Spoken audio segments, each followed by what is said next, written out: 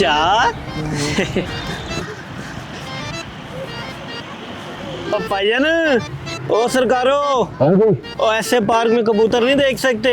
कबूतर देखने के पैसे लगते हैं। अच्छा जी। हाँ जी, कितने पैसे लगते हैं ये जी? कबूतर 15 रुपए। अच्छा, मैंने तो 10 देखे हैं। 10 के हिसाब से 150 रुपए बनते हैं। अच्छा जी, दे देते हैं। आपने कहा, हम दे देते हैं।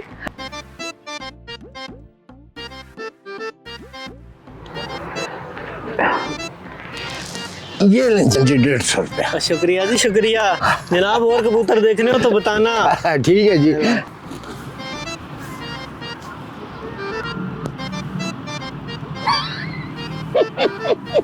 चौधरी आज क्यों रहे?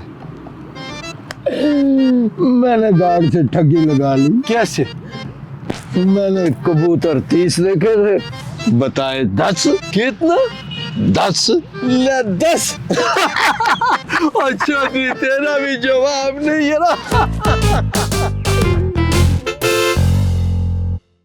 अहमक अपनी हमाकत को भी अपनी खूबी बताता है, और जब कोई इसको अहमक बनाता है तब भी वो ये समझता है कि वो अपनी अक्लमंदी से पूरा नहीं, आधा अहमक बना और सामने वाले को पूरा अहमक बना दिया।